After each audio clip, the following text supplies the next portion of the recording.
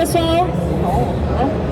A gente vai começar a conversar um pouco aqui sobre a importância da educação maker e das atividades que envolvem tecnologia para estimular meninas e mulheres a se interessarem por essa área, tá?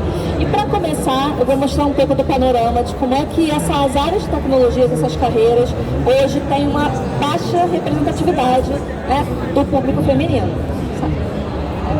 Para vocês terem uma ideia, se a gente for olhar o perfil dos alunos de graduação nos últimos anos, né, aí no censo de 2010, não muda muito também para o censo mais atual, as áreas de ciência, matemática, tecnologia, essas carreiras que vão se enquadrar no que a gente chama de STEM, né, como aqui o STEM for Girls, tem baixa representação feminina. Nessa tabela vocês vão ver, né, qual era a maioria, né, dividida em homens e mulheres, qual era a maioria nesses cursos e, de fato, as mulheres elas estão mais nas carreiras de cuidados, né, na área de educação, nas humanidades e até mesmo na área de saúde, mais nessas carreiras voltadas para o cuidado, fisioterapia, enfermagem, etc. Tá? Então, isso mostra pra gente, pode passar, um cenário em que é importante realizar projetos e realizar ações que tragam essas meninas para perceberem, né, desde o ensino básico, que há uma necessidade de olhar para essas carreiras também como possibilidade para elas, certo? Se a gente olha ali os 20 maiores cursos em termos de números de matrículas na graduação aí, no censo de 2021 do INEP, a gente percebe que, dentre todos esses cursos da área de tecnologia os mais procurados, são sistema de informação, engenharia de produção, né, e a engenharia civil. Sendo sistema de informação, a gente tem que chamar bastante atenção, né? E para toda essa área de tecnologia, o desenvolvimento de sistemas, inteligência artificial e tudo isso que a gente vê surgindo, envolve profissionais dessa área, né? E a gente tem ali, uma discrepância muito grande em sistema de informação. Por exemplo, as mulheres que procuram esse curso para entrar nessas carreiras são menos de 20% em 2021, não é um dado antigo. Então, essa é uma realidade e justifica, inclusive, né, ações afirmativas que as empresas têm feito para poder buscar, né, formar profissionais e engajar mulheres a virem também para essa área. Pode passar. Saiu. Tá. Então, os cursos com maior participação participação masculina, né, nessa formação são cursos que envolvem indústria e tecnologia e são carreiras também que acabam tendo uma remuneração maior. Né? São carreiras dessa área tecnológica que hoje trazem maior remuneração. Então, a gente ter menos mulheres também nessas áreas também vai propagar desigualdades, né? Uma dificuldade maior de acesso a bens, né, e a recursos financeiros. Pode passar. Quando a gente vai olhar para a participação feminina, aí, novamente, educação, pedagogia, estética, né? Então, são carreiras que, de novo, estão associadas à questão do cuidado e que, infelizmente, são menos valorizadas e uma remuneração menor. Né? E aí, ficou pequenininho o texto ali, mas vendo as engenharias com mais participação feminina, né? Elas estão principalmente nós estamos principalmente nas engenharias de alimentos, engenharia ambiental, civil, alguma coisa de produção. Inclusive são as engenharias que as pessoas costumam falar que são mais leves, né? E aí, não estou concordando com isso, mas é o olhar, né? Agora, esse problema vai piorando quando a gente vai avançando na carreira, porque ela já entra um pouco nas áreas, né, dessas áreas, e quando chega para se formar, né, esse funil ele vai reduzindo ainda mais a participação feminina. Então, quando a gente vai olhar para os registros no CREA, que é o Conselho Regional, onde os engenheiros, né, profissionais de engenharia, agronomia, precisam se registrar para poder exercer a profissão, a gente ainda também tem uma diferença ainda, né, bastante significativa, chama bastante atenção. Se olha ali, por exemplo, para a engenharia elétrica, 8% são mulheres com registro, né, no mercado. Então, ainda é também bastante significativo. Né? Vai olhando para as outras engenharias também, esses valores chamam bastante atenção. E aí, quando a gente vai olhar nas empresas, obviamente, nós estamos em muito menor número, com a participação muito menor, né? Sobretudo quando a gente vai pensar na liderança. Ser CEO, ser diretora, né? Ser quem lidera essas equipes ainda é muito baixo também e isso vai acompanhando, né, esse comportamento que a gente está dizendo. Então, somente 32% das cadeiras, né, de CEO, de presidente executivo das empresas são das mulheres. E aqui eu não estou nem falando só da área de tecnologia, tá? CEO, que cuida das operações 16, na área de TI, somente 12% dos diretores de TI são mulheres. Isso aqui nas 500 maiores empresas do Brasil. Pode passar. E é nesse contexto que entra o projeto, que eu vou apresentar aqui para vocês, que vai ser um projeto que a gente já tem, graças a alguns, rodando aqui no país, né, e no mundo, para incentivar meninas a se interessarem por essa área. E a estratégia que a gente buscou nesse projeto, que eu coordeno hoje, que é o Meninas e Mulheres na RRD, ele é um projeto que roda no Rio de Janeiro, né, pela Universidade Veiga de Almeida e o IFRJ, que é o Instituto Federal do Rio de Janeiro. A gente usa a cultura maker, né, a educação maker, para estimular, para despertar esse interesse, mostrar que pode ser divertido, que pode ser interessante para elas também. Pode passar, né?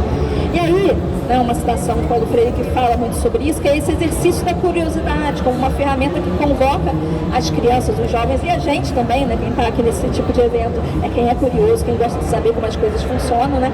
Isso mexe com a nossa imaginação, com as nossas emoções, isso faz a gente querer comparar, pensar, refletir, criar, né? Então é importante estimular tudo isso. Estimular desde a infância, né? Desde lá do ensino básico, e a gente tem uma questão, de fato, que até mesmo os brinquedos, né, que costumam ser dados para as meninas, não são brinquedos que estimulam isso, né? Então a gente precisa refletir o que é brinquedo de menino ou menina, né? Brinquedo não deveria ter gênero. Então, essa é uma questão que a gente acaba sendo educada a pensar assim, né? Ou é estimulada para outras coisas que não essas. E aí, isso acaba fazendo com que muitas vezes a gente fique de fora. Então, hoje, o projeto roda com 5 escolas municipais no Rio de Janeiro, né, no ensino público. Tem 15 meninas que participam e 5 professoras, né? E a gente faz oficinas semanais com educação maker, então vai sempre com a ideia de aprendizagem baseada em projetos. Elas sempre criam algum projeto a partir do tema que a gente trabalha. Toda semana a gente trabalha, né? Às vezes vai durar algumas semanas algum tema, mas a gente vai passar por vários temas, desde introdução à programação em bloco, com o Scratch, por exemplo, né?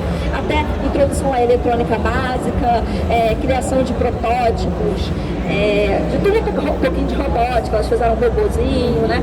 E até passar também por outras ferramentas que vão permitir que elas possam se expressar. Então, aprender a criar e editar podcasts, por exemplo, a criar animações, né? Então, dentro também desse projeto, a gente tem, além do desenvolvimento dessas habilidades que são mais hard skills, né, um pouco mais centradas na tecnologia, mas também essas de desenvolvê-las para se sentirem capazes de se expressar e ganhar voz, porque isso também é importante. Né? Então, aí, a gente teve um ciclo em 2019, 2020, pelo CNPq, um edital super importante do CNPq, se não me engano foi o segundo edital que o CNPq lançou para financiar projetos, né, para fomentar projetos no Brasil todo. Foram 70 e poucos projetos que foram contemplados para poder rodar com esse desenho de estimular meninas do ensino básico, das escolas públicas, né, privadas, se não me engano também podia. E então foi quando a gente começou a rodar. E aí a gente acabou de encerrar um ciclo, que foi 2021, 2022, né? Começou em abril, mais ou menos, de 2022, e agora, antes das férias, a gente encerrou com essas meninas. Com o fomento da FAPERJ, né? Que é a Fundação de Amparo à Pesquisa do Rio de Janeiro, e acabaram, né, meio que de surpresa, mas renovaram as bolsas, então a gente vai poder rodar agora mais um ano com outro grupo de meninas, das mesmas professoras, o mesmo desenho. De legado, a gente deixa nas escolas, a gente está estruturando um espaço maker pequeno, né, que o recurso não é tão grande, mas é um espaço maker. A gente deixa professoras que aprendem a lidar com essas tecnologias para que a gente também possa propagar isso, que hoje é uma realidade nas escolas privadas, né, nas públicas a gente tem, mas muito assim, por espaços experimentais, né, uns espaços tecnológicos que são pontuais. A ideia é estimular, né, as escolas a terem esse tipo de abordagem também e mostrar para os professores possibilidades dentro das mais diversas temáticas, né, e das mais diversas disciplinas também. Não é só o professor de informática ou de matemática, né, que pode rodar com isso, qualquer um. Inclusive, no edital do CNPq tinha uma restrição para a professora ou que o professor que fosse participar tinha que ser de ciências ou de matemática, o que é bastante limitante, né, porque a gente sabe que na escola não vai ter tantos, às vezes não tem disponibilidade. No edital da FAPERJ já não teve essa limitação, né? Se a gente quer que vai pensar em metodologias, em projetos em STEAM, e a gente quer propagar isso e conectar com o dia a dia dos alunos, com as realidades diversas, se a gente ingessa as áreas, né, a gente está, na verdade, indo contra o que se propaga. passar. E aí, alguns registros das meninas participando das oficinas, né? Nessa primeira aí, desse ciclo que acabou de encerrar, elas foram provocadas. A gente trabalha também a questão dos riscos e desastres, numa parceria com a Defesa Civil, né? Que é a minha área de pesquisa. Então, elas foram divididas em grupos e tiveram que pensar os desastres, né, que ocorrem no nosso território, no Brasil de maneira geral. Algumas escolheram inundação, deslizamento, até rompimento de barragem também apareceu ali, e montar algum protótipo que fosse articulado, para elas já pensarem nessa questão da engenharia dos movimentos, o que pode, né, fazer acontecer ali. Depois, a gente teve ali alguns que elas fizeram, né, então mostrando ali deslizamento, inundação. E depois elas tiveram a oficina de eletrônica básica. É muito legal ver quando elas aprendem isso, até um circuito mais simples que seja, acender um LEDzinho ali, né, o olho já brilha, ficam ali surpresas, olha as reações delas, né, porque nunca tiveram contato com isso, até mesmo em casa, né, a gente também provoca um pouco dessas perguntas, sobre o lugar da menina, o lugar da mulher na sociedade. Você já foi chamada para ajudar a consertar alguma coisa na sua casa, já tentou, já experimentou? E a resposta, pelo menos nesse grupo, é que nenhuma delas jamais tinha tido qualquer contato com isso. Então, qualquer coisa que elas montam ali já é surpreendente. E você mostrar que elas são capazes também de fazer isso, e que nem é tão complexo assim como poderia parecer, é já ali um start, né? Para poder começar a pensar em possibilidades dentro dessas carreiras. E aí elas tiveram que pensar em circuitos de eletrônica básica para levar para dentro desses protótipos, né? Então, aí pensavam, a maioria pensou ali como sirenes, né, e alarme, até pela temática que estava sendo trabalhada, mas tiveram que montar ali e fazer funcionar. E a gente teve um grande evento lá no Rio de Janeiro, que agora é anual, né, é o Festival do Leitor a Ler, que recebe gente públicos aí de escolas públicas, privadas, população de maneira geral, e tinha espaços, sim, da Secretaria Estadual de Educação, e elas foram lá e ficaram uma tarde inteira apresentando o protótipo que elas tinham criado para o público em geral. Então, meninas ali, a faixa etária delas é de 13 a 14 anos, muitas eram muito tímidas, né? Então foi assim, rompeu uma barreira ali para elas, e muito orgulhosas de apresentar o projeto, né? Vendo o público parar para entender, elas explicarem, isso também é importante, né? A gente também busca esse estímulo para que elas entendam que elas podem sim ser protagonistas e líderes, né, dos espaços que estão. E aí as oficinas acontecem, então, ou nas escolas, são 5 escolas que ficam próximas, então a gente faz o rodízio, né? Cada semana vai para uma, e às vezes a gente tem que ir para outros espaços. A Prefeitura do Rio tem um projeto que chama de Nave do Conhecimento, que são espaços de tecnologia, tem computadores, tem cursos de tecnologia gratuitos, e tem um ali perto dessa região, né? Que é na Zona Norte, da região do Grande Meier, no Rio de Janeiro. Então a gente muitas vezes tem que ir para lá, eu conversei, a gente conseguiu uma parceria ali informal, porque as escolas, das 5 escolas, às vezes nenhuma delas a gente consegue uma sala com 5 computadores funcionando com a internet. Então a gente vê aí essa desigualdade é muito grande, se a gente for comparar. As tecnologias vêm para dentro do ambiente da educação para formar cidadãos que estejam dentro dessa realidade que a sociedade demanda, mas a gente tem uma disparidade muito grande que, se não tomar cuidado, esse processo, inclusive do novo ensino médio, né, só vai alargar essas desigualdades. A gente tem que encontrar ferramentas para também dar acesso para esses estudantes que estão nas escolas públicas. Aí as meninas montando. Então é aí que entra a educação maker, porque a gente bota o desafio, dá caminhos, mas elas têm liberdade de exercitar a criatividade, de utilizar as ferramentas. Aí vai usar cola quente, a tesoura, aprender a usar multímetro, a montar ali o circuito. Então é realmente elas aprendendo a fazer. E aí, nesse caminho, também vem uma outra habilidade, que é trabalhar em grupo, né? Que é um desafio ali. Teve uns grupos que davam umas faíscas ali, a gente ia gerenciando, né? Imagina a minha cidade. Mas no final do ciclo, no nosso último encontro, a gente conversou sobre os principais desafios, os principais aprendizados, e esse de aprender a trabalhar em grupo apareceu ali forte, de passar. E a gente também leva essas meninas, junto com as professoras, para conhecer alguns espaços que aplicam a tecnologia no dia a dia. Um deles foi o Centro de Operações e Resiliência da cidade do Rio de Janeiro, que é uma referência na América Latina, mas no mundo todo mesmo, em termos do tipo de dados, né, da diversidade de dados e volume de dados que eles coletam e gerenciam a cidade ali. Então a gente foi lá, recebido pela Defesa Civil, para entender como funciona o sistema de alerta e alarme da Defesa Civil e sirenes do Rio de Janeiro. A gente foi para a sala de crise, que é onde o prefeito se reúne com os secretários municipais para discutir as tomadas de decisão da cidade. Fizeram até uma simulação rápida para elas, como se fossem secretários, os problemas que poderiam encontrar. Tiveram a oportunidade de ver as câmeras, algumas câmeras da cidade, né, para perceber também como é que a tecnologia está presente e é necessária nesse dia a dia. A gente foi também ali onde estão os computadores, a gente visitou a sala do Alerta Rio, que é o serviço de meteorologia da cidade. Então o meteorologista recebeu a gente, explicou como é que é feito toda essa previsão do tempo, como é que isso se integra com o sistema de alerta e alarme. Algumas já dispararam ali um monte de perguntas de coisas que aprenderam em geografia, em ciências, né? Já queriam ali, super curiosas, fazendo perguntas, já falando, vou levar para o meu professor para ver se é isso mesmo, né? Então é legal elas verem isso aplicado. E aí é o espaço que eu falei para vocês da nave do conhecimento, né? Onde a gente foi fazer as oficinas de programação em blocos do Scratch, onde elas aprendem o pensamento computacional, né? Desenvolvem o pensamento computacional e aprendem a introdução à programação. O primeiro desafio delas foi aprender ali, então elas fizeram alguma coisa, uma animaçãozinha sobre meio ambiente, mas depois a gente pegou um quiz da Defesa Civil que estava só no PowerPoint e distribuiu as perguntas entre elas para elas fazerem projetos interativos para esse quiz, para depois a gente disponibilizar para a própria Defesa Civil aplicar nos projetos, né, e nas campanhas que eles realizam. Aí é uma oficina de Google Maps, então elas aprendem Google Maps, não Google Earth, então a gente foi, aí é do outro ciclo, né? As meninas foram com as professoras em campo, rodaram no entorno da escola, mapeando riscos e problemas ambientais e sociais, tirando fotos também, e aí depois levaram esses dados para dentro do Google Earth para fazer um mapeamento colaborativo, colocando fotos e colocando a localização do que elas tinham encontrado ali. Nesse contexto foi interessante, porque as escolas estão próximas, então em algumas escolas a área sobrepunha, né, o raio da outra, e os olhares eram muito diferentes, né, porque é um grupo diferente, as vivências são outras. Elas também relataram que perceberam coisas que nunca tinham notado naquela região, né? Então a gente vai também buscando desenvolver esse olhar, né, esse olhar para a sua comunidade, os problemas da sociedade, pensar como esses problemas impactam a gente e mostrar que a gente pode também sempre ir percebendo essas questões.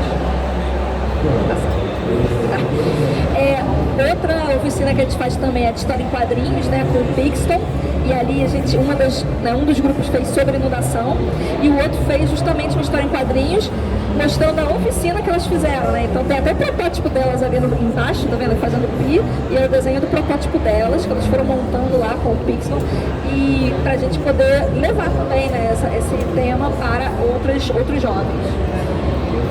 Os podcasts também, a gente tem ali uma série de podcasts, tanto com, né, então elas aprenderam a usar na oficina, fizeram relatos delas sobre o projeto, mas a gente também teve um ciclo de entrevistas com mulheres que trabalham nas áreas, isso é super importante, tá? A representatividade, elas entenderem, conhecerem pessoas, para parecer que é algo inalcançável, né? Tá ali, frente a frente, com mulheres que trabalham nas mais diversas áreas de tecnologia, entrevistar, né, perguntar sobre como foi essa jornada. Então, a gente fez um ciclo durante a pandemia, online, elas entrevistaram no Google Meet, né, em salas separadas, e agora também, esse ano, a gente foi num evento lá na Nave do Engenhão, que era sobre mulheres e tecnologia, e as meninas fizeram perguntas para mulheres que trabalham nessa área, e depois entrevistaram algumas delas também, e isso tudo vai para o nosso canal de podcast, que elas editam, inclusive, tá? O áudio são elas que fazem a edição e vai para lá. Então aí também algumas mulheres que estão nas entrevistas, né, que trabalham nessa área de redução dos desastres também. A gente entrevistou até no primeiro ciclo, né, uma que trabalha com astronomia e está trabalhando na NASA. Imagina elas falando com uma mulher que está trabalhando na NASA. Para elas é incrível, né? Isso. Elas ficaram assim, né? Mas é isso, é mostrar, olha, ela tá ali, mas aí eu ouvi a história por trás. Não, mas ela tá ali, mas ontem ela estava aí, né? Na escola pública ou privada, mas ali, saindo de um mesmo lugar, muitas vezes, sendo possível, mas entendendo também que a gente faz questão de debater os desafios, né? Também a gente não fica ali fantasiando nada, não. Mostra que é possível, mas existem desafios, inclusive debates sobre essas questões. Então tá ali, a gente chamou a série de Nossas Mulheres, Nossa História, né? Inclusive o nome da série foi uma das professoras que deu, a gente fez ali uma votação bem democrática. Tem de físicas, engenheiras civis, mulheres que trabalham com maker, né? Com laboratório maker, astronomia, computação, um pouco de tudo a gente tem ali para elas. e avaliando o impacto dessas ações, né? Então, integrando a educação maker com a questão das diversas tecnologias e levando para o dia a dia delas, mostra que elas se sentem, né, orgulhosas primeiro de fazer parte de um projeto como esse, porque feliz ou infelizmente, né, a gente precisa fazer um recorte para esses projetos, porque a verba específica, as meninas que participam todas têm bolsa, elas ganham bolsa de iniciação científica júnior, né? Então tem um número contado que é o que o edital permite. Então elas já vêm pré-selecionadas. Estar no projeto já é um reconhecimento de que elas são alunas que têm um desempenho, né, que se dedicam, que são interessadas. E elas acabam virando um pouco de referência na escola, né? A menina do projeto, então isso para elas gera orgulho. Nesse último ciclo a gente conseguiu fazer as camisas, então elas andavam lá todas muito orgulhosas de estarem vestindo a camisa falando do projeto, né? Então muitas relataram, inclusive, que participar do projeto as deixou mais interessadas em ciências. Muitas vezes a ciência fica, né? Estavam falando aqui nas palestras anteriores, parece algo muito inatingível, ou chato, ou difícil. E quando você começa a perceber que a ciência faz parte do nosso dia a dia, isso também desperta ali o interesse, ou tira um bloqueio, um véu ali que pudesse existir, né? Elas também relatam ter descoberto habilidades que não conheciam nelas mesmas, né? Melhorado o desempenho no estudo, e a questão do autoconhecimento também aparece, de novo, porque o projeto trabalha a educação maker das tecnologias, mas sempre trabalhando também a questão das habilidades, né, e competências de se comunicar, de se expressar, porque isso também é muito importante. O que se percebe também é que a partir de uma determinada idade, as meninas acabam se sentindo menos confortáveis de se expressar nos espaços públicos, né, nas escolas inclusive. Então estimular que elas também se expressem faz com que elas também ganhem espaço e se sintam confortáveis de participar de grupos, inclusive de robótica e tantos outros. Então, só uma breve apresentação aqui da problemática e do projeto. Como eu disse, tem alguns projetos um desenho semelhante rodando aí pelo Brasil. Eu venho hoje aqui falar em nome da Rede Brasileira de Mulheres Cientistas, onde a gente tem algumas coordenadoras de projeto, e a Rede de Mulheres está aí no Rio de Janeiro, onde a gente também tem projetos como esse. E reforçar aí o agradecimento ao CNPq e ao FAPESD por editais que estimulam esse tudo, que permitem que a gente possa viabilizar tais projetos. Também chamar, né, os outros agentes de fomento e empresas privadas para investirem nisso, porque para as empresas quererem aumentar a diversidade no grupo que trabalha lá dentro, tem que começar um trabalho desde a educação básica. Senão o funil vai diminuindo tanto, né, a quantidade de mulheres interessadas nessas carreiras de tecnologias, que mesmo com as vagas afirmativas e todos os programas que as empresas têm feito, não se consegue preencher as vagas. Então o trabalho tem que começar desde lá da base. A gente espera aí ver esses projetos ganhando cada vez mais espaço na sociedade. Obrigada.